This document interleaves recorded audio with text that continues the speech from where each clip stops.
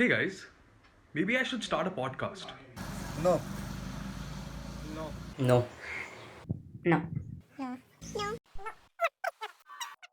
यहाँ लॉजिक के बदले में सोचा मिलता है, वो खोले जो उसको ऑरेंज लड्डू मिलता है। यही देश नहीं जुमलों की रेस है, इसमें सच ने किया कैमोफ्लेज फेस है। देखो मैंने अब सवाल करने छोड़ दिए हैं, मैंने तेज भागने को नए जूते लिए हैं, मेरे सारे सपने धीरे धीरे मर रहे हैं। Hey guys, what's up? Welcome to another episode of Fun with Law. And today we have a very special guest today. We have Mr. Abhyuday Agarwal. He is the co-founder, and the CEO of LawSequo and iPleaders.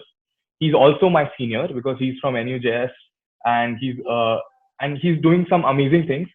And Abhyuday, why don't you talk about like what you're doing and give an intro about yourself? Sure, I'll give you a brief background. Hi everybody. Firstly, thanks Jalash for inviting me. It's great to be here on this show, and I really like the topic, which is fun with law. So it's I think it's been a long time since we brought fun into the element of law and also in an online conversation between us. Yeah. Okay, so I think I'm excited about that. So I graduated in 2011 from NUJS, had a year of experience working in a corporate law firm in Bombay. And then I quit to start working on legal education full time. For about 6 years, the ventures iPleaders, we worked with NUJS a lot and helped them launch courses. And from 2017 onwards, we started also launching our own courses. And 2018, we were exclusively doing our own courses at LawSequo. It's an entirely different entity. So I've been basically working on legal education all the time. And there was a short stint between 2015 to 2016 where we launched a venture called Click Lawyer, which was to discover, to basically provide innovative solutions to people for money recovery and solutions for startups to solve business problems. Okay, it could be dealing with employee data leaks or employees leaving, different kinds of contracts. Okay, but we started looking at law from a solution perspective versus a perspective that I want to work in a law firm or I want to go to a court. We stopped looking like that and instead looked at what end solution can we think that a client wants. Okay, You solve the problem. To solve the problem. And that's actually a way of lawyering that is increasingly becoming important now because there is competition in a lot of sectors and a lot of clients who want more value for money from lawyers. So it's becoming more and more important for lawyers to look at this, that how do we offer a solution to a client versus say that I practice in the Supreme Court or I practice in the High Court. Okay, so that's a little bit about me. And at LawSequo, I'm looking at content and operations. And we look at more like I think my passion has been to read and learn more about the law and to explore it in more ways than what it has been currently looked at, which is why I started this, so that I could also fulfill my desire to learn and make available practical areas of law for others. Right. Also, where are you from, and what's your background in 11th and 12th, and how did you choose law in general, like about you? Okay, so I chose law because I did not want to be in a rat race for engineering. I was really passionate about it, but the kind of pressure that I saw around. So class 10, I did well in my boards, and then I got like a 94% in ICSE, and then 11th, 12th, I was very clear I have to enroll in an IIT coaching and get into IIT. That's what my parents had thought that I should be doing. And then I saw the kind of competition and I was like, this doesn't make sense, and nobody is doing anything innovative. Nobody has the space to think. And then I was like, I should totally study commerce, because if I'm in science, then I'll not be the best science guy because there'll be someone who's studying for IIT coaching who will be better. Okay, but then I got into commerce. I think some of the things that I learned about accounts helped me later to understand business. But I also think that you can still pick it up. And people who've done science in 11th and 12th have a certain rigor of understanding things in depth that is irreplaceable. So you can build that later also. But for sure, if you're studying science, it's not a disadvantage. If you're studying arts, it's not a disadvantage. If you're studying commerce, it's not a disadvantage. Each of them have their own advantages. I was most of my schooling was in Bombay and Ahmedabad, and LLB was from NUJS Calcutta. So All right. No, but your ideology of doing something different, innovating, also reflects in Lossico. Because while I was going through your videos and everything, there was one brilliant thing that you said. You said find your niche instead of doing everything. Find your niche, because that is what makes you more valuable. That because especially in this field where the problem will be so specific, you can't say that I know everything. You have to know something very well. So I think probably that's what I really like about Lossico. And Yeah. so now let's dive into the questions. So what's a typical week for you? What's your life like being an entrepreneur in this legal field, and especially with Lossico? You're a very busy man, and I'm sure because I've seen you're active on LinkedIn. You teach courses at Lossico. You also manage Lossico. You are the CEO, and you manage IP leaders. There CO. 10 different CEO. Yeah, sorry. Yeah, I said Yeah. CEO. So you do 10 to 15 different things. So how's your week like? What's the schedule like? So Lossico is now 50 people. Okay. There are 4 co-founders. So like me Yeah. and Ramanuj, Harsh and Komal. Yes. Okay, so now after you do things over a period of time, there are things that like the team does a whole lot more than I could ever do. Yeah. Okay, I may have a busy week, but each of them is as busy or busier. Okay, and I have the opportunity to guide them so that they can fulfill on what they're up to. My day, how does it go? That's interesting.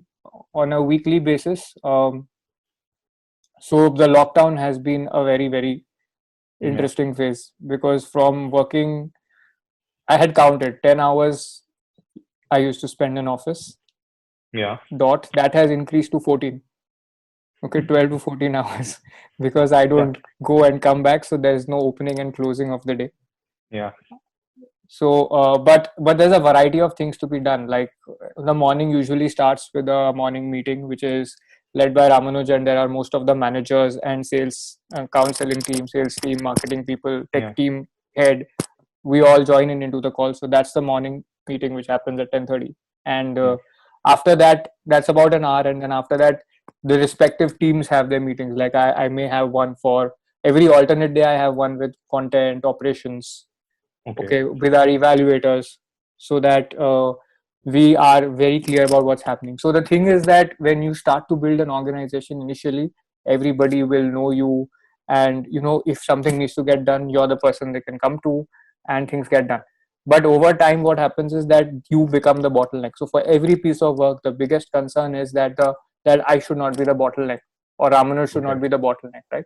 So the risk there is that you will either just give people everything and not give them a structure, or you will give them too little and be a bottleneck. Okay, so now when you expand to more than one level, like 10 people, maybe me and Ramanuj could manage. For 25 people, there was 4 managers. That's it. For 50 people, you need there are 4 co-founders, there are 6-7 people at very senior managerial positions. Okay, so that kind of team is needed. Now when that happens, there are people who need to talk to each other from different functions. So if somebody asks me a problem, a lot of students sometimes WhatsApp me, how do I do this? And I don't know, because if they ask me for career related guidance, I can tell them. But if they ask me specifically for something in the company, I have to tell them refer to this person or send an email here so that this person can take care of it. Okay, so now the thing is that this is happening for me. Then imagine in the team also this will happen. Like people will have to perform one task. There may be different sets of people involved, which is why those team meetings are important, so that people in a team are together, and also cross-functional meeting, because one function spills onto another. Why I'm talking about this is because this is one of the things that I'm also learning at this stage, that how should information freely flow across people, because that creates connectedness and belongingness in an organization, and that's the only way to think of having it grow sustainably. Okay, so mornings go into this, and then there are people who want one-on-one training or guidance, and they reach out to me on their own. Sometimes it's a student, sometimes it's someone from the team. There may be some content related work that I need to do, and by about 5 o'clock I get on some calls. Usually, often some of you might be knowing, I also call you guys personally. If you've signed up on a course page, I will call and talk to like 3 to 5 people every day.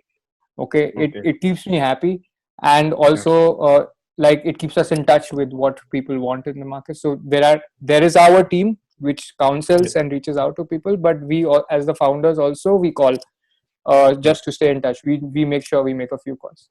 And there could be a webinar. Now during lockdown, it could be at any point in time in the day, afternoon, evening, or night. Like right now, we're sitting at 10:20 because just the time then I was clear that I'll be Yeah. done with my day. So, or there could be a 9 p.m. webinar or a class. So that's how the day goes. Well, you're a very busy person in terms of the work, but you also have a very important job, and that is something that I've seen in both you and Ramanuj. You are constantly out there, you are hustlers. I won't say that, okay, we have built an organization, now we are the boss, we will sit, we'll get things done. You go ahead yourself, you post on LinkedIn or YouTube, you take sessions yourself. You don't get people, all right, oh, you are good, you take the session or something like that. And you are master in contact drafting, because I saw so many videos of yours. You have really mastered that skill. So you're a manager and also a professional in terms of you're the heart of the organization. So how do you differentiate between administrative work and what is your personal job? So I think this will be best addressed if I speak from the perspective of a lawyer or a law student. Okay. Yes. But I'll tell you that I'm not the heart anymore. Like, it's already whatever I thought of and planned, or whatever we keep thinking of, that flows into the organization. And so there is that, to that extent, there's no dependency. But what people need to start getting used to is that the skill you learn in college or even at practice, the skill you learn in a law firm or as a litigator will be a very limited part of the job that you need to maybe feel like a fully satisfied individual. Yeah. Okay. So at your even if you're in third year at GNLU, right? So you will be having your studies, you'll be having your moots, and all that is your accomplishments or tasks to do. But you'll need help with, okay, how do I build? How do I get better connected to people? How do I find my purpose? How do I build my profile? Or how do I plan my time? What should I focus on when? How can I have 5 things running at the same time and not compromise on any? Okay, these are the things that will hit you when you start your own venture. And they will relatively not hit you when you're working in a job. If you're in a law firm or in a company as an in-house counsel, or starting out as a litigator, there will be as a junior to somebody. Yes. Your focus will be on, okay, client, billing, and the work. Yes. Okay, even though you're working a lot, there is less amount of interventions, like what you have to, where you have to go. Correct. So now why am I talking about this is that the more we are open to having to learning about these other things, the more we can grow. And for most people, what happens is they say that I didn't do this for 5 years, so I didn't learn about this. I learned only law, so law is all I should do. And my question to them is that why would I not want to care about how the client psychology is working? A lot of lawyers after 3-4 years of experience learn that. They know what to say to a client so that the client is pushed away or comes back to you. Yes. Okay, but this has many layers. It's not just about dealing with a client. It's about dealing with your team members. It's about a lot of things. Okay. Yeah. So I'm saying that your area of specialization could be law, criminal law, NCLT litigation, whatever. But why would you not want to learn way more skills than that? Like, delegation is not taught. Planning and conceptualizing a project is not taught. And it's doing those things, when you do it over and over again, you get better at it. And I remember our teachers in college say that we get better with teaching. And I used to think that what are they saying? It doesn't add up. How will you get better by just teaching? But what I have seen, and when we started with the contract drafting course, obviously in 2018 with classes online, I brought in all my experience. Now I don't teach in that course. There are a lot of senior practitioners who have way more experience than me who teach. But I brought in that experience, whatever I had. But what I learned from way more was in the interactions in the class. Not that the student is teaching me, but what was happening was when I'm interacting with them, I could actually identify the places they're getting stuck at way more. In my mind, something kept clicking, and I could use that to improve the live content also and to improve the delivery. And this is what happens to anybody who takes classes with us, whether they are part of the team or a external faculty who are practicing in a particular forum. What happens with them is that things will start coming to you when you are talking to people in a class, which is not possible if you are just writing a research paper or just giving PDF materials online. And that is where we saw a huge shift. You'd have seen that before 2018 and post 2018, we've been able to do a lot more if you look at our work. Yeah. And one of the reasons is that we innovated through this model, and then we could offer 10 times more value to people. So that is what is important. So what I'm saying is that people wait. So this is the second point. Okay, the first point was that your skills are not what is taught in law school, and also not just limited to what you practice and deliver a client and charge a client for. There are many other aspects which are skills or abilities or capacities which don't go noticed. So also, one thing that I want to talk about is, in your first, second year of law school, do you think about being an educator? Because I wouldn't say you are a teacher or a professor. You're an educator. Like you are more than a person who's just teaches. You are revolutionizing an industry. So did you think that? That happens bit by bit, man. That you never think of Okay. that. In my first All right. 2 years, I didn't know what I want to do, right? And I went to Supreme Court to a Supreme Court internship in my third year, and I thought that there is too much hierarchy here, and it's not going to be possible to make a name here. There's no guarantee, there's no certainty. So I thought, why not work in a law firm? And I had the aspiration to work in a foreign law firm, and that didn't happen. Like I got shortlisted for so many interviews. Those didn't HSF work out. also. Yeah, I was watching your video. Ashurst, yeah, and there was Allen and Overy. So I went till the interview stage and I wouldn't make past it. And Yes. that had two things to do with it. Okay, I knew the law and I knew the corporate part of it, but I think there's a certain side of commercial awareness and also emotional awareness, or just being a little more interactive and open, that wasn't there. I was too self-conscious. Okay, because I had not worked on that side of personal development. And what happens with a lot of us who are very hardworking is that we only prize the stuff we get marks for, or the stuff we get accolades for, like a moot court competition. And then we assume that in an interview somebody will regard us for that. Okay, but that doesn't happen. Over there you have to independently demonstrate what value you bring on the table. Okay, so there I decided to then, when I didn't make it past those interviews, I just decided that okay, I should be an investment banker. That was like a little rebel phase for a year. And I enrolled in the CFA program. Eventually didn't go and give the exam for it, but loved the way the books were written. I loved the simplicity of the books. And then I decided that, so then the Indian law firm interviews happened, Day Zero happened, I got multiple offers, took one. And I had like a year to figure out what else can I explore. So that's the time I really went on with planning. Ramanujan and I used to think about what we can do, what is the new thing that we can do. And we started with something called legal risk management. And which is basically, because you're not lawyers, so we can't provide a legal service, but we can provide a risk management consultancy, and which had the trappings of education, but it was like we'll advise people or guide them on how to de-risk their contracts. Minimize risk. We had that experience through a training we had done for business managers at L&T. Okay, and so then we worked on that for a year, but then one day Ramanu just came up and said that, you know what, we should go into education. I said, how did this come up? And he said, no, because I teach for CLAT. So there, what people are saying is that we know everything, but people are saying that you don't have gray hair, so we can't trust you. But if you're an educator, then people will trust you. Because that's what happens with me in CLAT. So I was like, sure, let's try that. That's when the shift happened. You know, one thing I wanted to address it with later, but I think it's very relevant. You talked about gray hair. So, you know, earlier there was a gap between what the successful people in the industry were saying and how the students interpreted it. For example, there were people, because it's normal, because earlier there were only 2 or 3 ways of lawyering. So at the age of, during your 50s, you relatively became more successful, right? So you were being called for lectures, you inspired students, you spoke to them. So the common, even still, whenever I meet someone who's 50 plus, he says for first 5 years to 10 years in the field, like forget about money, forget about things, you know, just work, just learn.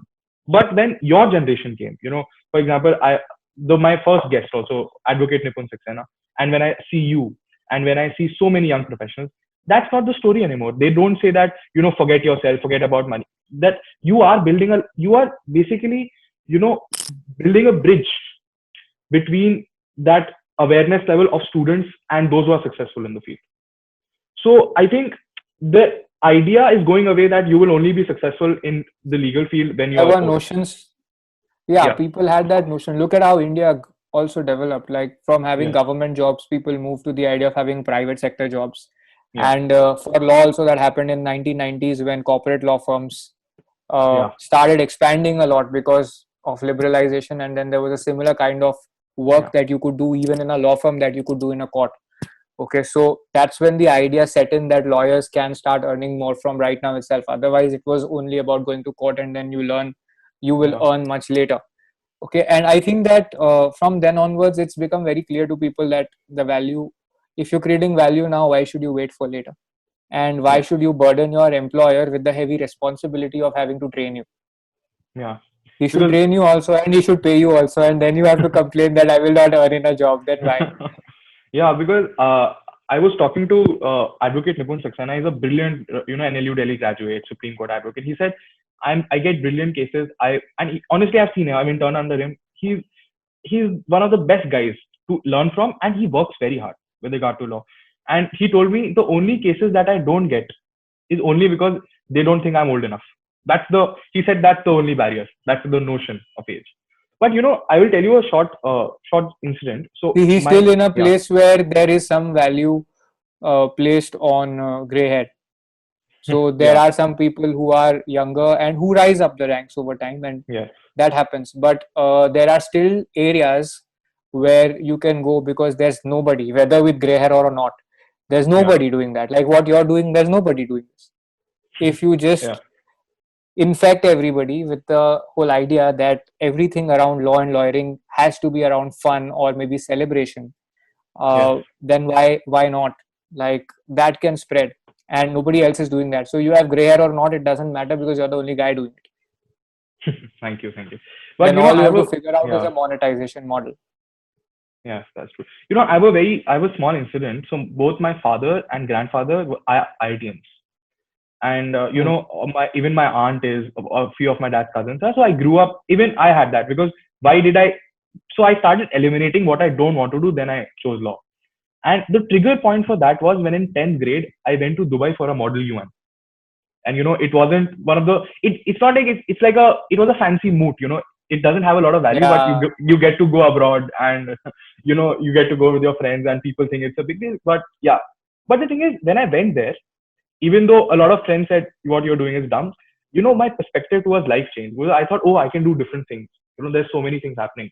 So what are the 2 3 changing points, like things that were turning points for your career, where you thought, oh, you know what, I can do this, I can do that? turning points. Uh, Definitely quitting a corporate law firm job was a Yeah, compelling turning point. I had to go in a different direction altogether. yeah, Then there was a training program I did called Landmark Forum. okay, And I did 3 other programs after that. They have a curriculum for living, and then they have a leadership training. Okay, which is, yeah, I still think that's probably the world's best leadership training that exists as of today, which is also like very affordable. yeah, So this was a clear turning point where I realized about that I have an interest in connecting with people and talking to them. yeah, Okay, and in guiding people. And I did not know about that hunger that I had from early on. I looking back at it, I have guided some school friends once in a while, but I did not know that this is something I want to be a core area of work in my life. yeah, And if you look at what Law Seco is doing, the whole work that we do is based on coaching, guiding, training people. So the notion of education from being a content related activity where you just provide course content changed into one where you're actually doing proper training, coaching, mentoring, and yeah, connecting it with the results people are creating. And so that completely changed things. okay, That was one that, turning point. The second turning point, the third turning point, I think, in our organization was when we moved to hiring people who are working from home.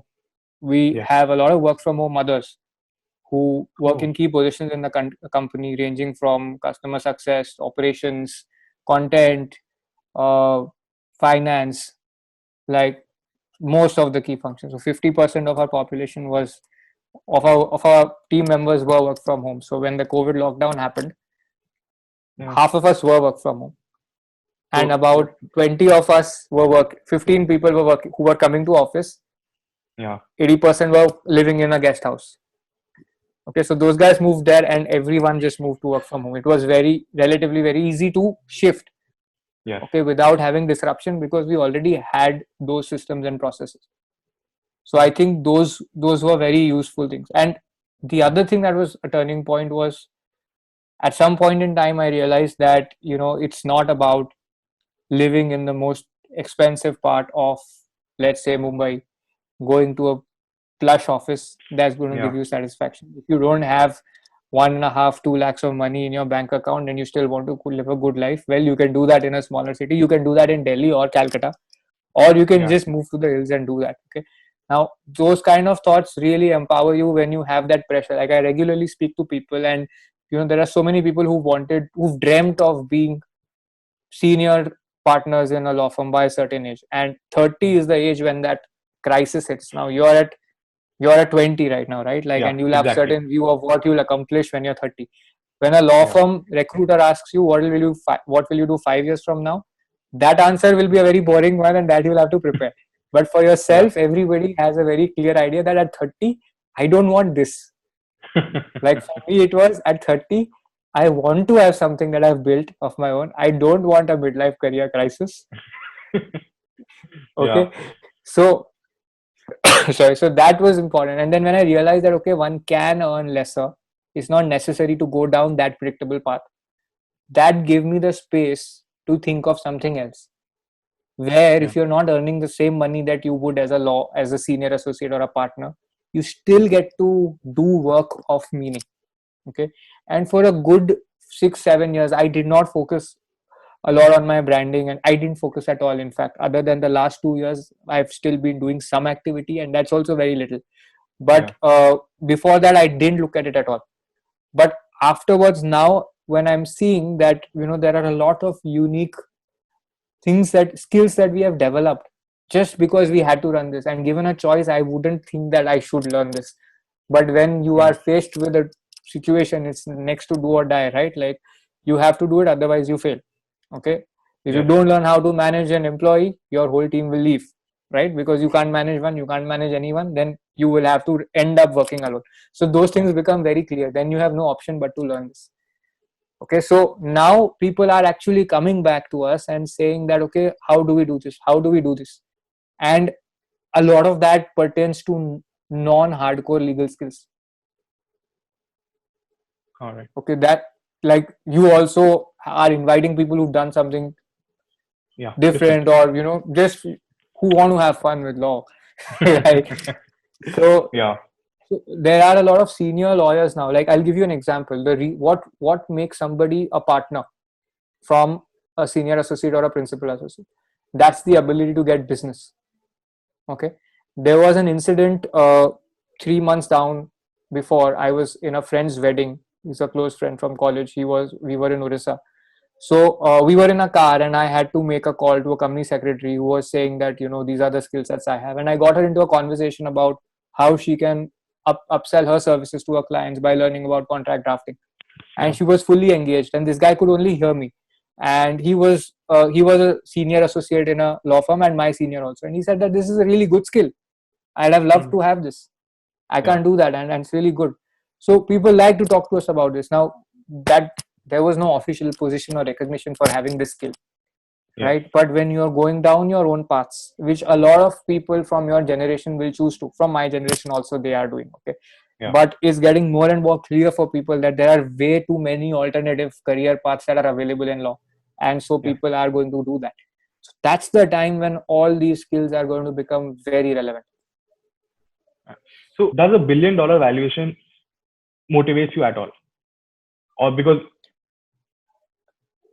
So, no, not $1 billion. But what motivates me is, and I don't have a reason for this, this is the thought of an IPO, right? Like, if you could get a company listed, there are law firms, by the way, in the world, about 2 or 3 are there, which are listed. There's an In Australian law firm is Australia, listed. yeah. Yeah, That's what I was. Yeah, Australian law firms correct, are listed. Yes.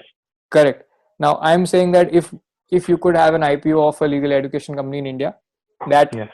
would at least mean that law has become Yeah. like enough consumable for people that a company around that is listed. So that's been a dream for me, and that is the Okay. dream of many of our Yeah. team members at Lawsico.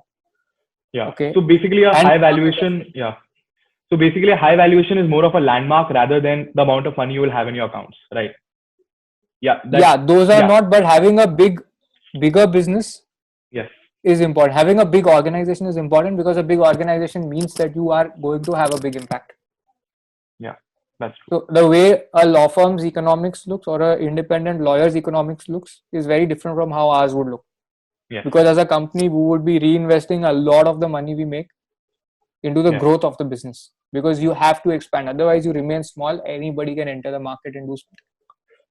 Okay, Yeah. so one has to be very that is important. So our economics is not like lawyers think that you will make a ton of money if you just launch and sell some courses, but it Yeah. doesn't happen like that, and which is a key reason why some of the uh, people who launched courses were not very successful, because it's like making a course work is actually very difficult.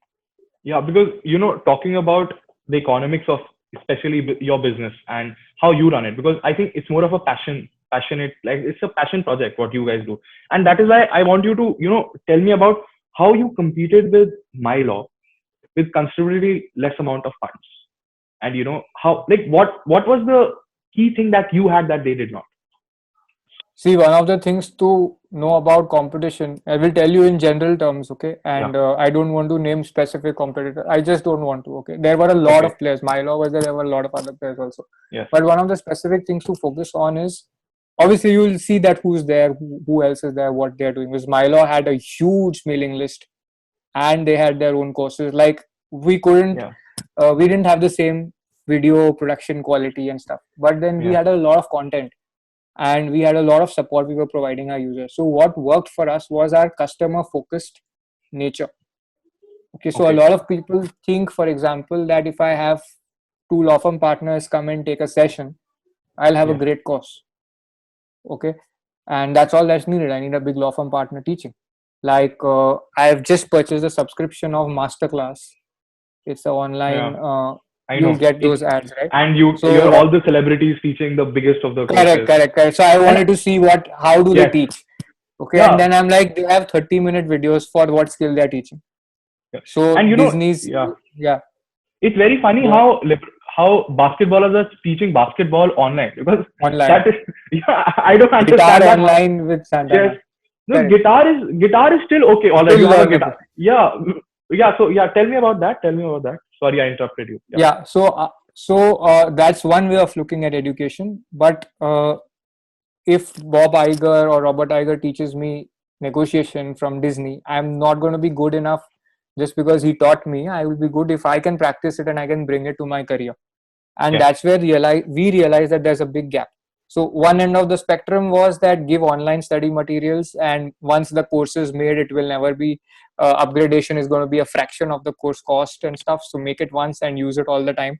That doesn't work because our courses are getting way more detailed. Like as much that we put in before, it gets upgraded every year by that much, and new things come in. Okay. Second thing is, who is teaching cannot alone bring everything to the forefront. You need a complex system of like people who take class, people who evaluate and coach, people who provide career guidance. Okay, so a lot of for example, if you have a law firm partner teaching, or you have a senior associate teaching, but he's not got his own clients. Okay, Yeah. and you want to teach your students how to make your own clients, or he doesn't have enough articles published in his name. There are people in law firms who've written a few articles, maybe 5-6, but an intern who comes to work with us, for example, will write 20 articles in a month. Okay, or a student who completes a diploma in a year will write 10 articles.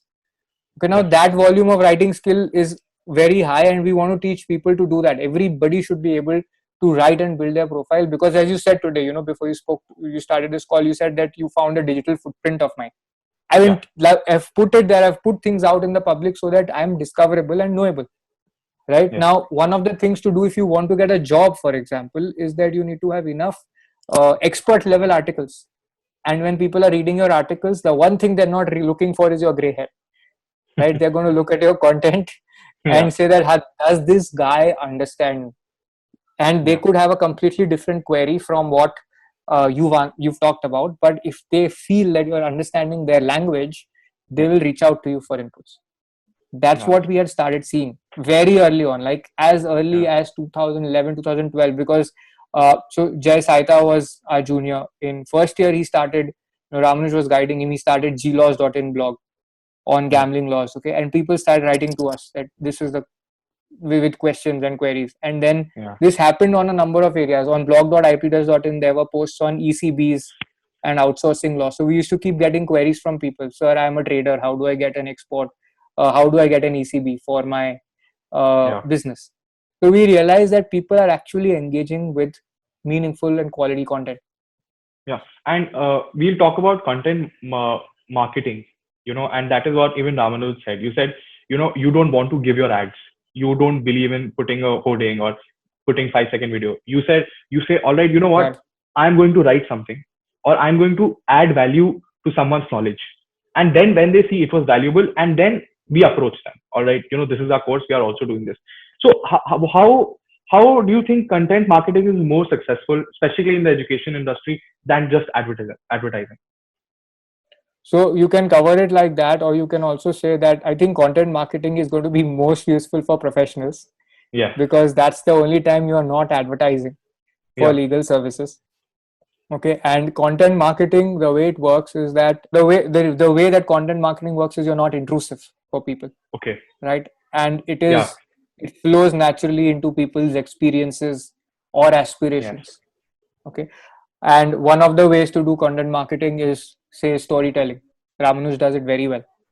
Okay. And I had recently studied a storytelling course where the person said that if I give you Sizzler on the proper Sizzler pan, or I give it to you on a dustbin cover, okay, you understand the difference in value. Same Sizzler on a dustbin cover or on a proper hotel wood pan. Yes. Okay, so that's the difference a story adds to what you're doing. Yeah. So that way, content marketing and storytelling within content marketing, these are some skills that we can learn as lawyers, and it's way more beneficial than pure play advertising. Sorry. That's a very good insight. Storytelling, because even my father hires consultants. He works in an insurance company, and he hires consultants who are professional storytellers.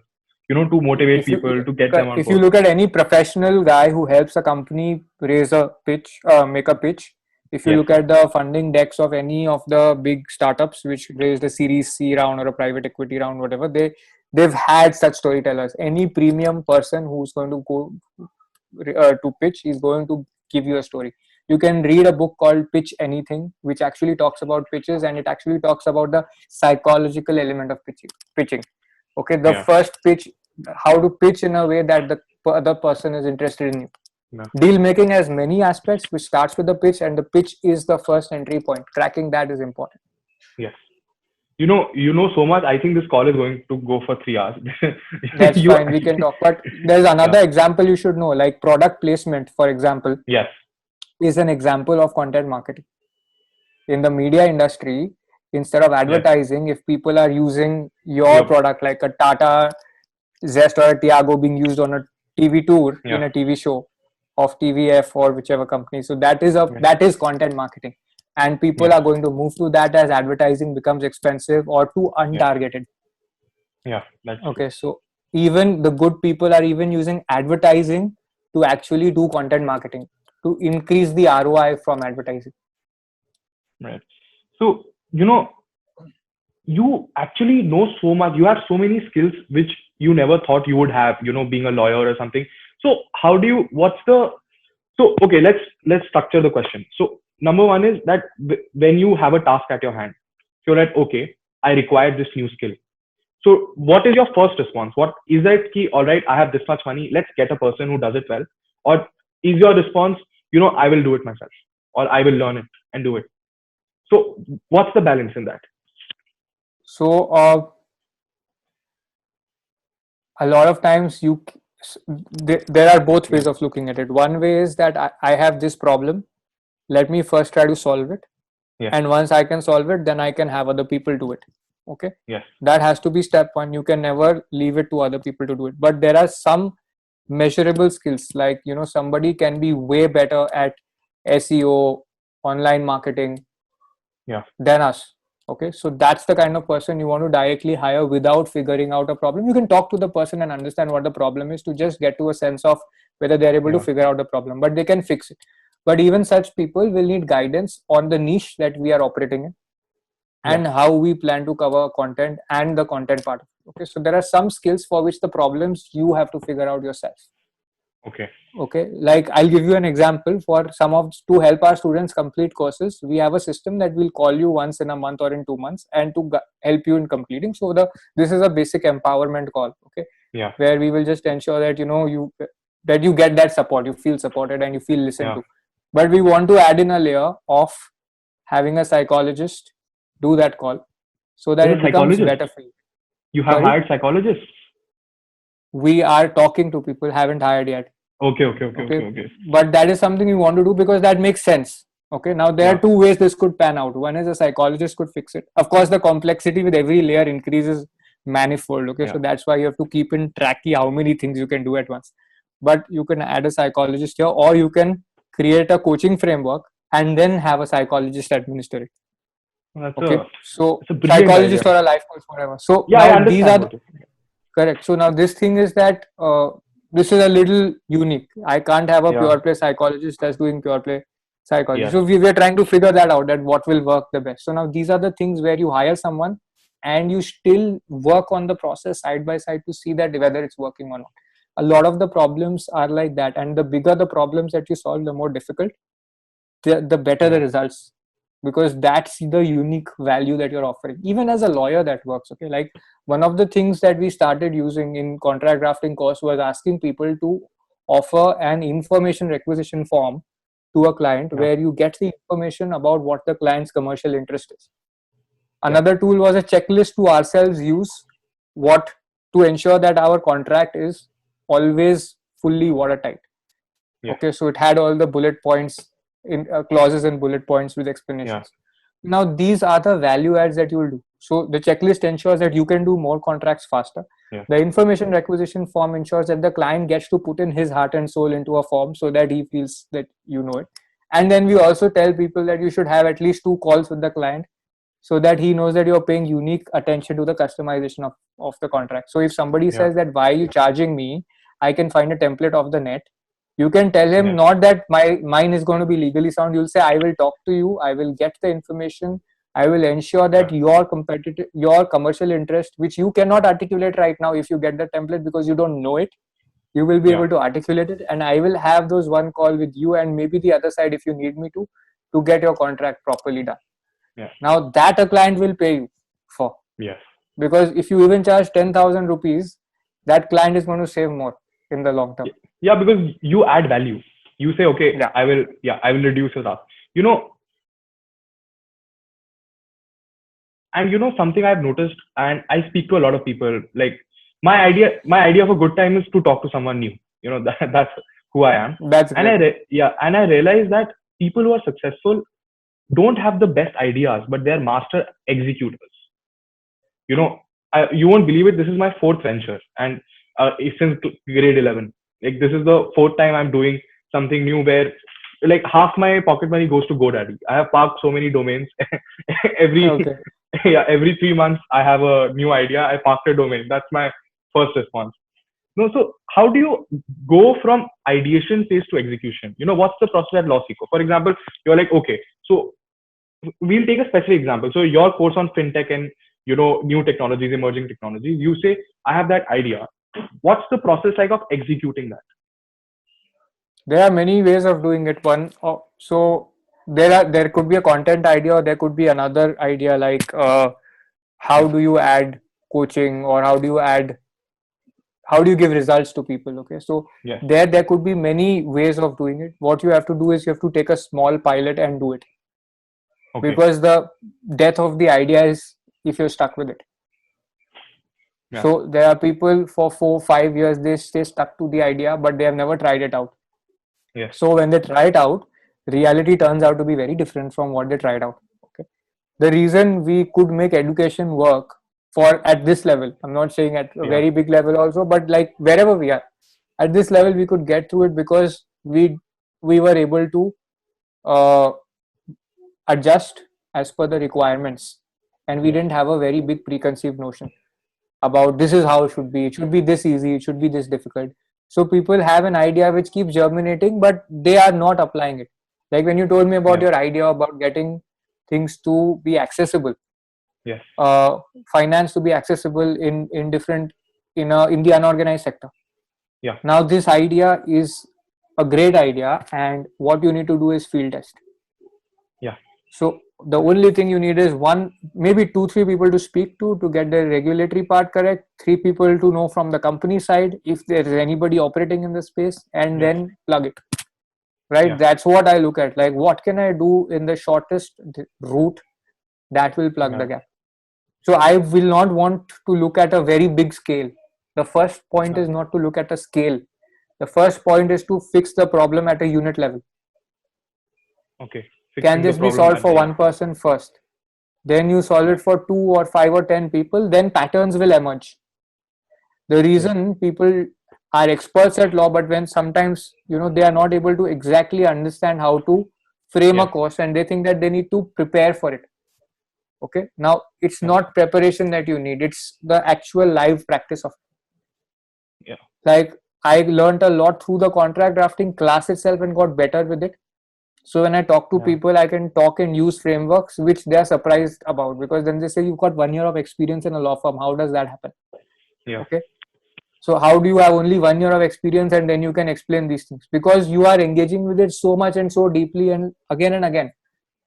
Okay, Yes. so then that versatility comes in. Like somebody who's got 7 years at a law firm who's done X kind of work will not be so comfortable with Y kind of work because he's never done it before.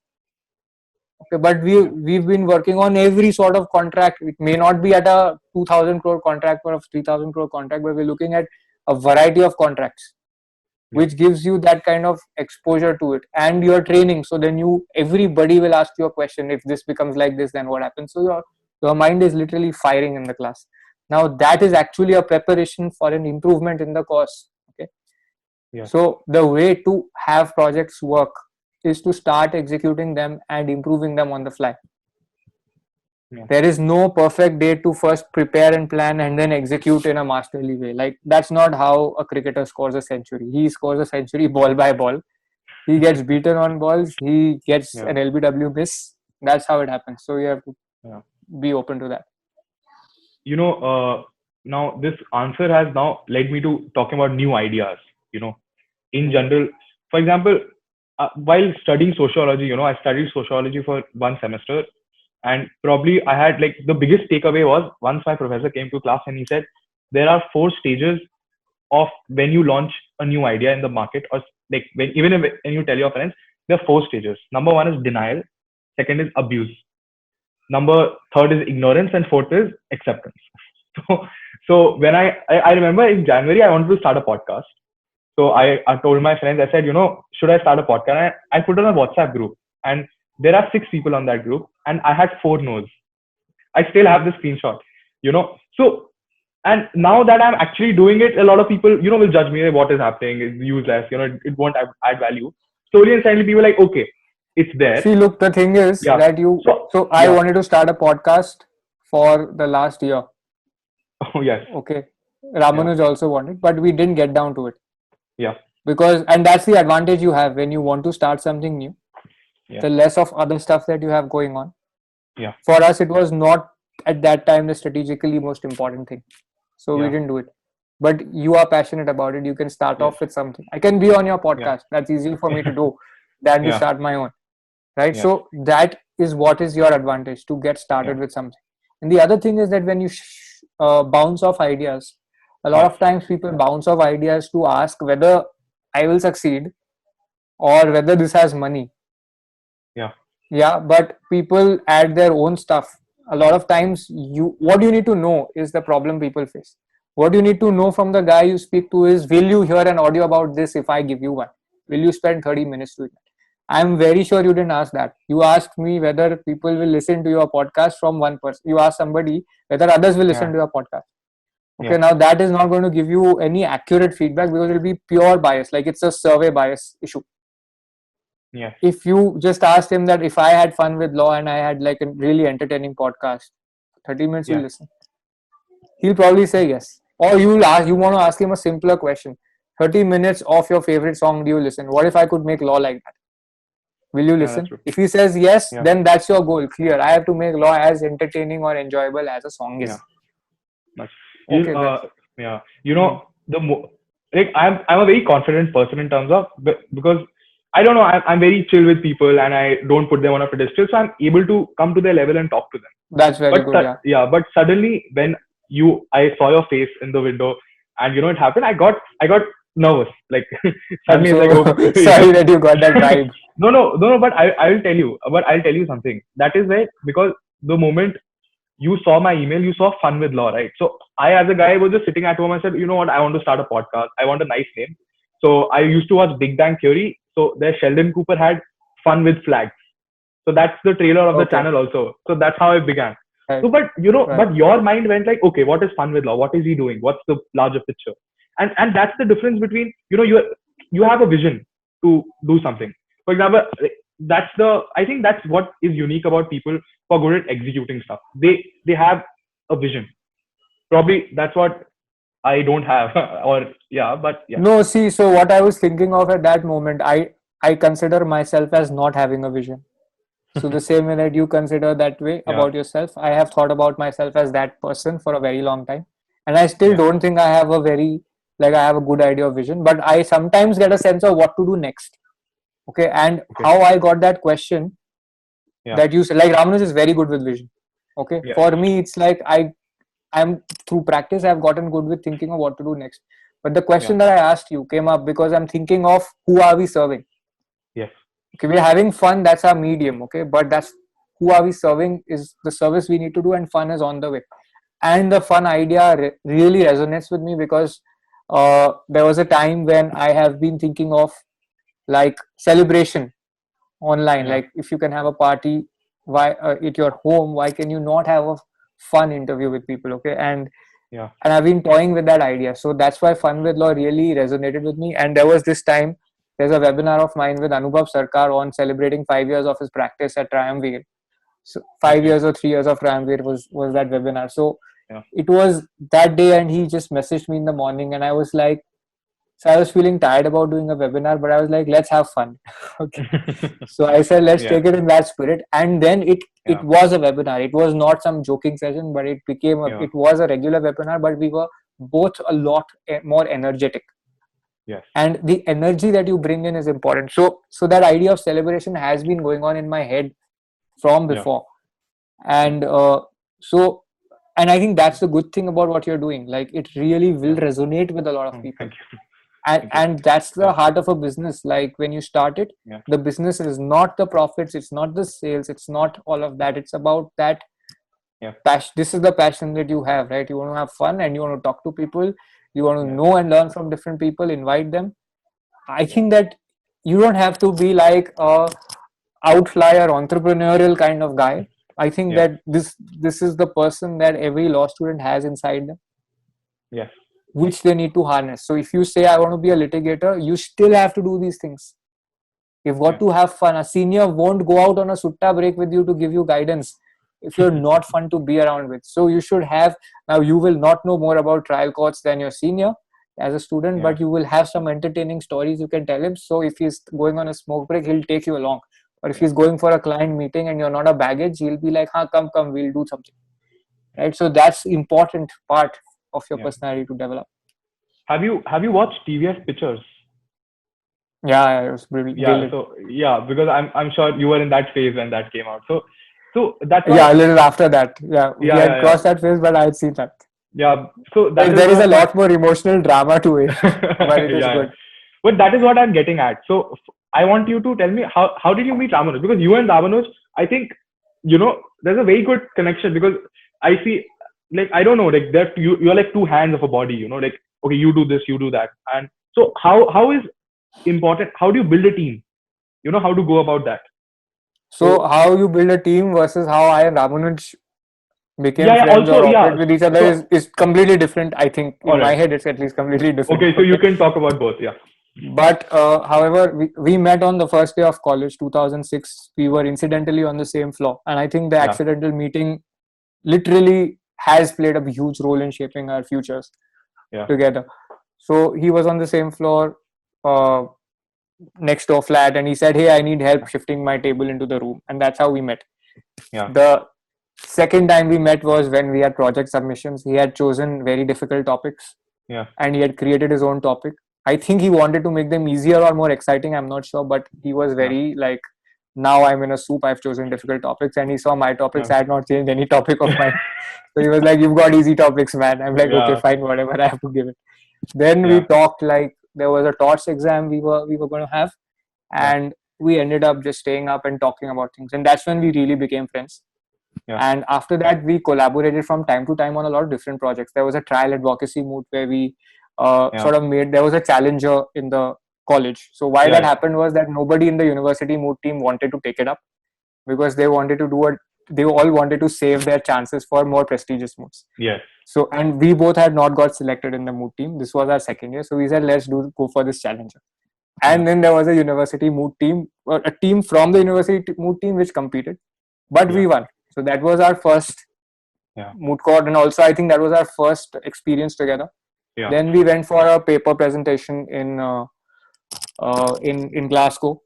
Okay, this on okay, space laws. So we had collaborated on something, and then we started doing things together here and there. And in fourth year, he had asked for help on first on the L&D presentation. Then another friend yeah, of his in IIT who had wanted to raise investment, and he yeah, said, "Can you help in this?" So I said, "Sure." So that's yeah. how it started. So we started collaborating a lot more at work. Okay, so how do you build a team? You know, what do you look for, and how do you go about it? Okay, that is very interesting. I have not thought of a Yeah, science of that. I read yeah, a lot of books on it, but everything is trial and error, man. yeah, Because you have to figure out whether you want to work with somebody on a project basis, what you want to work for, with which person you want to work on you want to hire permanently, who do you yeah. want to absorb. So, like, give me more detail than how do you build a team. Like, it's too general right Okay, now. I can't. So okay, so say maybe how do you hire for content, or how do you hire, like, I don't know, how do you, all right. No, no. So basically, so it's essentially, really fragmented, I'll tell you right yeah, no, no. now, I get no. because yeah, I'll put it. yeah, I'll put it in perspective. So when you hire someone, especially, uh, especially something that is quite integral to part. For example, let's take content. All right. So someone you'll be working with constantly, and someone who is going to be around. So obviously, the person brings in certain energy, right? So I understand that the person has to have skills, but there are a lot of people with certain skills, but you choose one, right? So what is that you look in them and you're like, okay, you know what, I don't mind sitting with him for next 2 years. That's like okay. what. So the Yeah, simplest way to do it is by giving people a taste of work. okay, So you can say what you're doing, or they'll know about you because of your digital footprint, or like you shared yeah, another podcast with me, right? yeah, And then you can share a task for that person, that hey, this is your trial. If you do this task, it's good. Or if you do this for 1 week and you like it, let's yeah, talk. And I'm available for any help you need in this 1 week for doing these tasks. This is what your performance metric is. If you do this, then you're confirmed. If you don't do this, then you're not. Like, this is yeah, the most granular level at which you can hire someone. yes, Okay, so that's the hiring part of it. And the hiring changes based on whether you are hiring somebody who is at a junior level to a mid level or a senior level. Okay, yeah, and these are, you have to play a lot of things by the ear, because we don't have a system where we can hire someone from a law firm and have them be absorbed into a specific structure. So it's yeah, very, very like, you have to, I don't know what to say, you have to figure out the role, but you will yes, not have people matching that. So it's a lot of trial and error. There are sometimes you will find people who've done very similar stuff. yeah, Like right now, when we are hiring people in the content team, I've just noticed, and there are some coincidences I'm noticing. Like people who've done a diploma in business laws from NUJS with the IPDS course, they are doing well. okay, Or people who've interned with us are doing well. If they've done this plus, let's say, an LLM, or plus they work in a law firm, Okay. Yes. Some mix of these combinations, they are actually being able to pick up the work we're doing. Alright. Okay, so they're not thinking in a straitjacketed manner, they are more versatile. So they are willing to research, write, learn new things, talk to new people, because they've been exposed to that way of doing things. Yeah. Okay, so that's being used for hiring and content.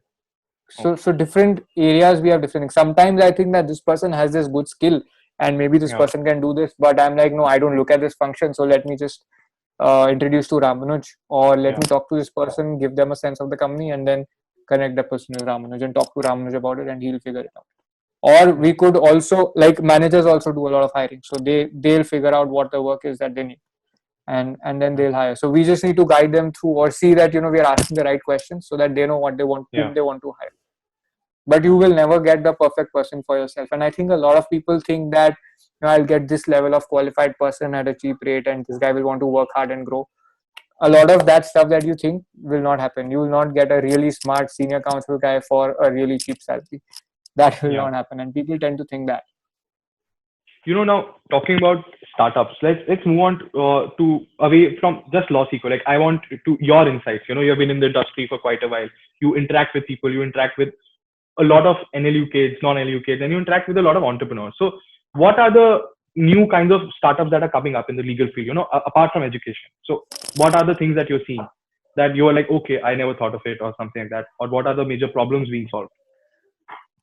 There are many. There's like Vakil Search is doing a good job in the MCA and trademark registration space mostly. Yes.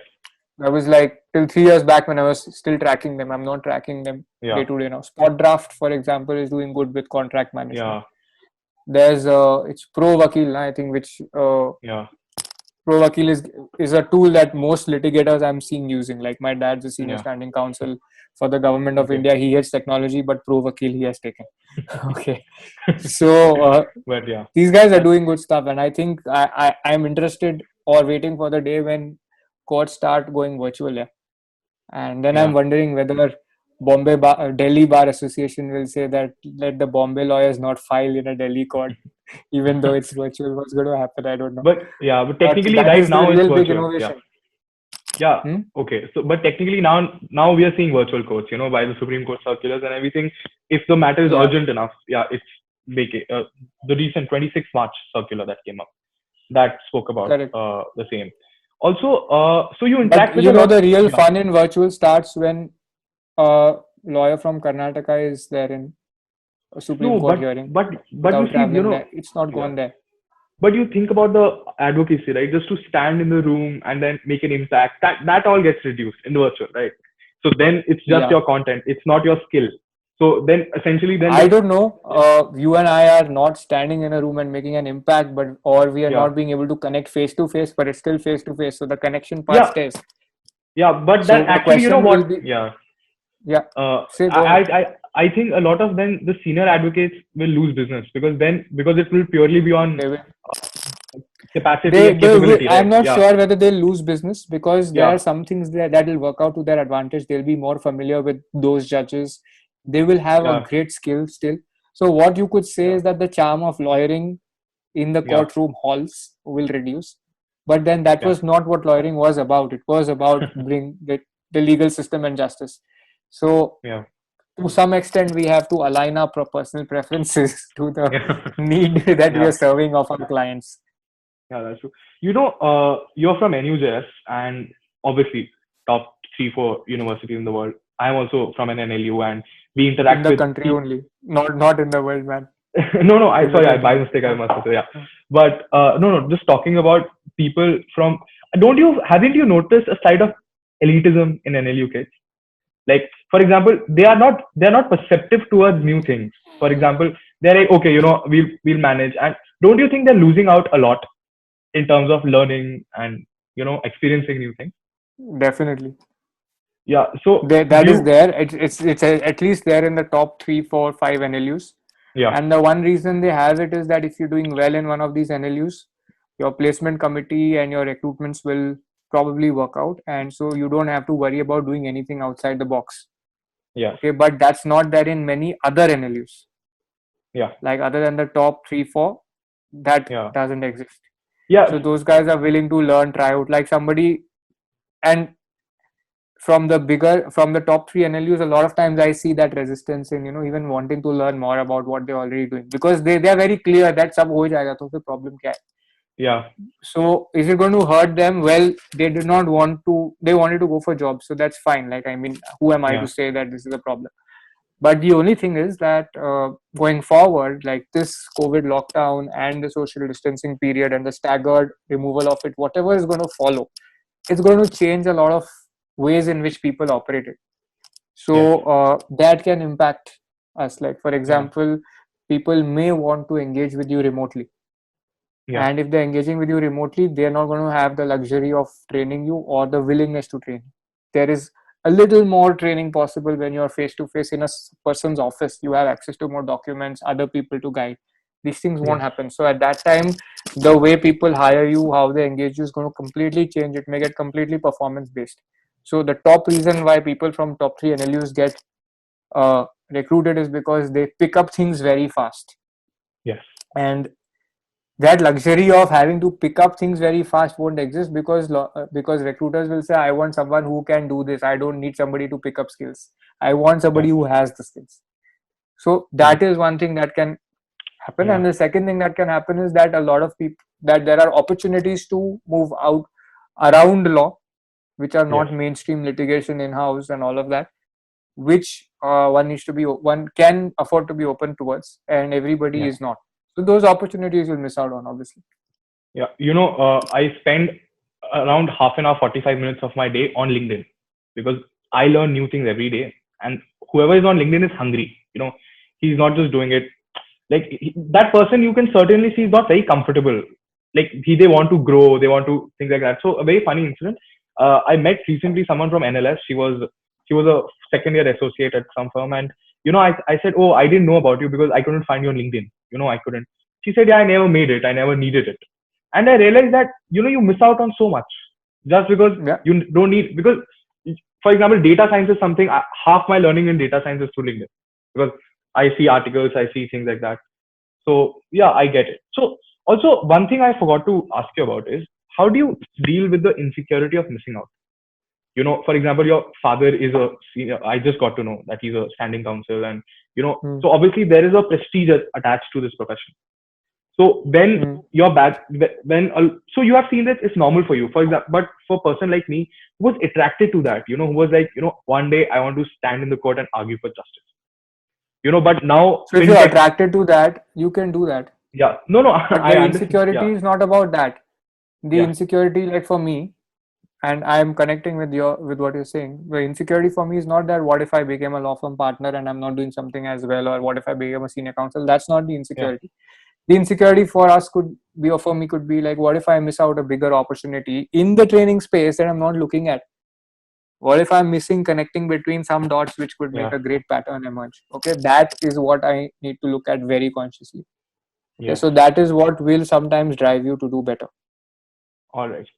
So you don't ever feel that, oh my God, like, so I understand what you're saying, but no, it's because it's connected to what you want to do, right? Like, if you had the fantasy of that, I had the fantasy of working in a foreign law firm.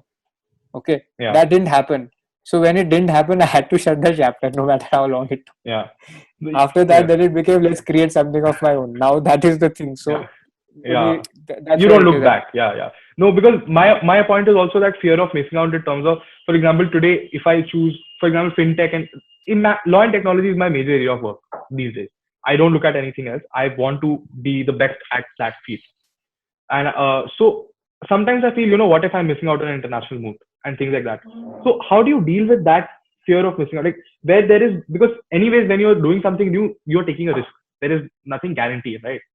So when you do new things at your job or something. No, there is one guarantee. If you do an international law move, there is little to no immediate career implication for it. You will get prestige, yes. Okay, if you choose not to do it, you have to be willing to forego the prestige. The prestige you spoke about was about being in a court, in a gown and arguing on the floor of the court. You want to think about the fact that whether you want that real prestige or whether you want the mooting wala small form of it, which will do for you. Yes. Okay, because if this one adds to that, then no problem. But if this is only Yeah. going to replicate a small experience of that and not add up to that, then I'd Yeah. ask you to reconsider. Nice. Okay. But if you always wanted to move, or if you said I want to do 3 moves and one of which has to be international, then surely do it. That's not from a fear of missing out. That's from what you choose. Yeah. Okay. Now, when you said about what should I do about fintech and law, or technology and law, I'm just saying that think about it like this: aren't there enough tech companies which are going to need lawyers to know how their business operates? Yes. Fintech and technology and law is the area where you will see the maximum in-house teams having lawyers, and this department may not even be an in-house legal team. It may be an in-house strategy team, or it may be an in-house business team who's a lawyer Yeah. with a lawyer background. That's the kind of people who will exist. So Yeah. you can be clear that this area is going to have tremendous opportunity. So when you say if something's not going to work out, the question is what's not going to work out? What will not work out is possibly this, that you don't have the right company. You can't Yeah. identify any company, or you don't have any opportunity. You know that what can I, where is the opportunity, or what can I do for people? You don't have the skill. Other than these three, nothing else is uncertain. And these three are in your hands. You said you're good on LinkedIn. So you'll find the companies that need work. Skills it's possible to acquire. Yes. Okay. So then what is left? What is not going to work out? Maybe instead of earning 1 lakh a month, you'll earn 50,000 a month. But you're in third year. If you start right now, maybe in first year of after graduation, you may earn even more than 1 lakh a month. You know, I'm And getting if you emotional don't, there. So, yeah, it's so impactful. and if what you you're saying. don't, okay. Yeah. And if you don't also earn that much, if you doing something which is driven by your passion and you are earning enough to live, Yes. 30, 40, 50, 60,000, whatever, then it's fine, right? Like you are not going to be one of those people who after 3 years of law says, I'm fucking burnt out and I want to do something else. This was nothing that I was doing and I'm completely lost. That's not going to happen for you. Because if you could get burnt out, but you'll be like, I chose this consciously. I didn't do it to Yeah. please anybody else. I made this and now I want to look at something else, which is a far better place to be in. Yeah. Thank you. Thanks a lot. Yeah. So, all right. So now moving on to, education in general. So that's the area like you're, I think, an expert at. So what are the 3-4 changes do you want to see in national universities? Like, what do you think? Do you think computer science should be an optional course for every student, like learning basic So, coding and things like that? So you can have the same level of change whether you can introduce it in primary school or from 5th grade or in national law universities. It doesn't matter. There are a few common things you need. Okay, you need training on mental health. You need training on computer science. You need training on maybe yoga, meditation, or fitness. Yeah. Okay, not the physical education we have in schools, but something more engaging. Like some, Yeah. You need some training on relationships. Yes, I Okay, need some training on. Yeah. Not you. I'm saying as in we need in. No, I'm just kidding. Yeah. Then we need training. Lawyers need training with Excel, PPT, design, visual design, like even designing a simple brochure. Yeah. Okay, so I think if these are taught, it's going to be phenomenal. And the one thing we miss out when we are doing research, we are only trained in documentary research. Okay. But social scientists are trained in field research. And while we don't have to do surveys, we need to understand what problems people face by talking to them. And lawyers don't do that. For lawyers, research is what is publicly available, and most of the stuff is not publicly available.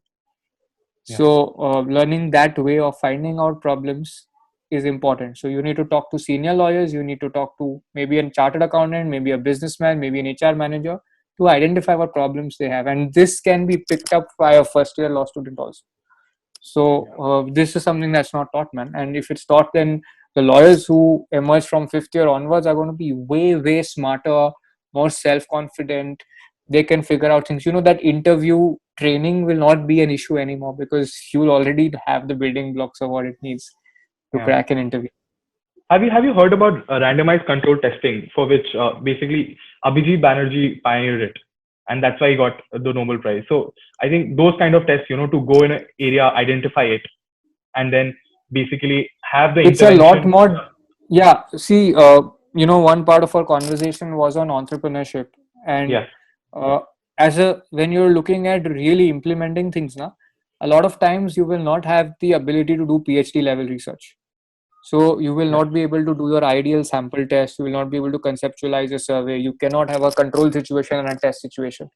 Yeah. There's going to be so much guesswork on hunches based on limited data, and you have to be okay with that.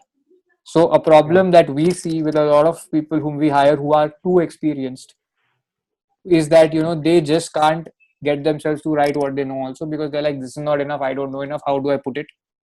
Yeah. Okay, so the thing is to be satisfied and peaceful with insufficient information and still use it to your advantage. Like, how do we know what is the end of the lockdown? How do we know how COVID really ends? When is a vaccine getting created? We don't know any of this. The worst part of it will be when your lockdown is over, everybody can do whatever they want, but there is risk of COVID spreading. The Okay, fear so- of uncertainty. We only Yeah, fear so- uncertainty. Yeah. Correct. And that is the uncertainty we need to start becoming patient with. Yes. That's true. And It's a- for those people who think that man is the most evolved species and we have the fundamental right to chill and enjoy and have our well-being taken care of, Yeah. the thing is that we are like any other species, animals, and what do animals do, man? They save themselves and they perpetuate their species. So they save themselves from danger. This is a danger we can't save ourselves from. We've managed to protect ourselves from murder, crime, theft, but this is something we can't. So I think in a way we are getting back to those basics where the threat remains, and we have to deal with that uncertainty. There's nothing else. We can't go nuts over it. And people are facing mental health issues now because of this long period of lockdown. Yeah. Now let's talk about startups and COVID. Like, what kind of startups do you feel will see a higher acceptance rate post COVID, and what do you think like some startups might fail? Like, what's the trend that you think?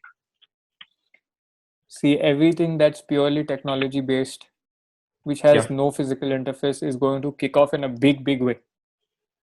Because there are zoonotic viruses which have been predicted that this risk exists, and COVID is one of them. And so people will forever be aware that this risk is going to be there. So it's going to be put inside economic models that such a situation can recur. Okay, so there are many technology startups which affect things in the physical world, like an Uber or a Book My Show, and there are other startups which are purely technology based. Like a lot of banking services are purely technology based, right? Like you can go digital completely. So fintech, regtech, all technology related startups are going to definitely see a boom, which again adds up to what you want to do in your career, which you were telling me about. So this is going to see a big boom. For the other sectors, they would recover too, but it will take some time. And India is going to take over, as India is going to be one of the most important alternative manufacturing destinations. It could become a major global manufacturing destination. Yeah, because earlier people China has seen. Yeah, because earlier our only option was China. Not option, like people just looked at China. Now, because a lot of companies in the West think, oh, you know what, we should have 2 to 3 manufacturers all over the world. So that exactly now they want that, and that means that M&A, investment, the conventional corporate law firm practice areas will be there. So technology law and regular commercial work will be there. The way contract drafting and these skills get impacted is because you will start to learn more about technology, because the tech startups will do well. So every contract you see will not be plain bread butter simple contract, but it will be like a tech angle. So a statutory angle will go in into a lot more detail there. So this is how things will shift. Yes. And and hiring will shift in a big way. Hiring. Yes, because work from home is becoming mainstream now.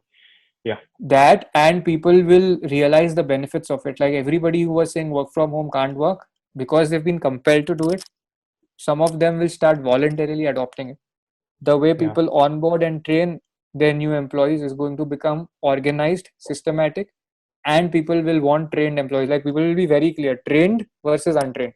That is not been a big distinction yet. Okay, and even if you look at what people are doing now, those organizations where works become lower, they are focusing on knowledge management and training of employees, so that something keeps going. All training initiatives are finishing off. So that is how these things will shift. Just to understand the current trends, has the traffic on LawSeqo and iPleaders increased? The traffic in our webinars has increased. Blog Rabanuj is tracking every day, but Okay. Lossico has increased a bit, I think. Yes. But that is also because of a lot of activity that we are doing. Like on the webinars, Yeah. we're having 3 webinars a day, Yes. Yes. Yes. Sir. 3 public webinars a day, which we used to have 3 in a week earlier. Now we're having 3 a day. Okay. Also, what's your strategy for 2021 and 2020 with regard to the economic slowdown? Like, are you concerned? Are you concerned at all with regard to what is going to happen? So, see, what is important is people's sentiment about things. Yes. And yeah, in some sectors, the hit is very bad. But what one needs to know is that it is because of the virus. It's not a forever situation. It's not Yeah. a general situation. So there's going to be a temporary problem, but it Yeah. will go away because there are people who want to do those things. Travel is not going to be perpetually banned, right? Like COVID Yeah. will Yeah. go. The only thing is that scientific development is not fast enough, so COVID is going to spread till then. Yes. Okay, so that's the only thing. Like maybe 6 months, 3 months to a year. Yeah. That's the time that things will be Yes. a little slower, but it will pick up again. Plus, tech And industry will this be is largely protected. You sorry. know, tech industry will be largely protected. I think, like, it won't have the worst. See, there are transition. Every industry will get affected to a lesser or a greater degree.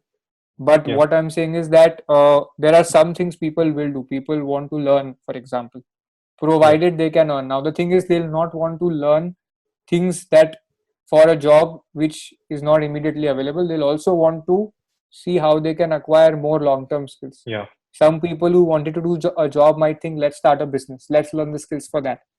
Yeah. Okay, let's start building our own clients. If our internship got cancelled, why don't I work for a few startups? Yeah. Anyway, my internship got cancelled. Then let me Yeah. just see what entrepreneurs have to give me. So these things will happen. You know, now I think coming to the last two questions, this is something of personal interest. So LawSeco has masterclass and LawSeco has individual courses also. So master classes you can take Master up 5 Access courses. and yeah, Yeah, and I think Master Access so. are unlimited courses for 5 years. All our courses except test Yeah. prep for 5 years. So what's the ratio? So is it a successful thing that you are seeing? Like, are people subscribing to masterclass? They are Or a lot of people are Master Access. is it happening? Also, one more thing. One more. Approximately 1 out of 10 people at least upgrades Yeah, because to a and Master that's Access. because that's, I think, a brilliant model, to be honest. But one thing I want to understand is, so these days subscription based models are on the hot. Like, they don't just want to sell one product. That's what Adobe did, right? They didn't say, I don't want to sell Photoshop. I'll sell a suit and I will sell, like, I want money coming in every month. But you And guys that don't was have. also because there was a big Yeah. piracy issue in that industry. Yeah. So now, but you don't, your largely your business is not subscription based, right? Your business, okay, you buy a course, we're going. So why did you make that choice? Because I think, I don't know, because even Coursera and edX have switched to subscription based models. So do you ever see yourself switching to subscription based models? And what's the model behind that? What's the idea? Behind not having a subscription Yeah. based model. Yes. See, I think people want very concrete value, Okay. which a subscription based model, what it will do is it will again become a race to the bottom Okay. because you will not offer any clear value, and then you will have to charge lesser and you keep charging again and again. So it doesn't protect your revenues. In fact, it completely obfuscates the revenue statement, the value statement, sorry. So Yeah. when somebody wants to take a course, it has to have a very clear connection with their career. And Yes. we are not in a place where we can say that take our whole suite and you can do anything you want. And people may not be up for that, right? So going to Yeah. a subscription based model doesn't make sense. And they need a lot of customized training, Yeah. which we need to deliver from point to point. So we are thinking of those things, how to do that, but we are not currently at that. We are happy that, okay, you take up a course, you get a result, great. You want to upgrade to a Master Access, talk to a team, you can do that, or to a corporate law library or a litigation library, you can do that. So, and even if somebody comes to us, some people directly see the value and take a whole library, but a lot of people want to try out a course. And when they get their value, they can trust the team and how we operate. Then they upgrade to a library, which is cool. So Yeah. at least we know, no, then that these are the points at which we are offering value. That's one reason what makes us really skeptical that we might end up offering lesser value to customers because of a subscription model, Yeah. and we don't want that. But we'll Now get to that when that kind of thing we can offer. All right. Thanks. But remember one thing, that whenever Yeah. if you want to do something, like if you stand for people building their careers, the one thing one has got to do is to be available. Yeah. To the heart of whoever wants to reach out to you, right? Yeah. Because if you stop doing that, then you're out of the game. So Yeah. I don't know if you remember. that's Yeah. But I posted a small picture of mine with regard to law and tech, and I just wrote a small paragraph. I don't know, that post went viral. It got 120 likes, and you commented Wow. on that. No, you commented on that. That's why Okay. how I thought I could reach you out. You said that if you ever want to collaborate, we'll be happy to do that through LawSeco. Right. And Right. yeah, that is when I thought, okay, you are accessible. I think you probably don't even remember that you did that, but that I really, now recall, and I really Yeah. like the fact that now law students are posting on LinkedIn, and Yes. they're doing more interesting stuff all the time. Yeah. So I make it a habit to comment if I see something interesting or useful. All right. Thank you. So Thanks. thanks, man. Alex. Yeah, thanks a lot. यहाँ logic के बदले Now, में सोच okay, मिलता okay. है वो Yeah, college we can now उसको talk orange Laddu informally. मिलता है यही देश नहीं जुमलों की रेस है इसमें सच ने किया क्या मुफलाट फेस है देखो मैंने अब सवाल करने छोड़ दिए हैं मैंने तेज भागने को नई जूते लिए हैं मेरे सारे सपने धीरे धीरे मर रहे हैं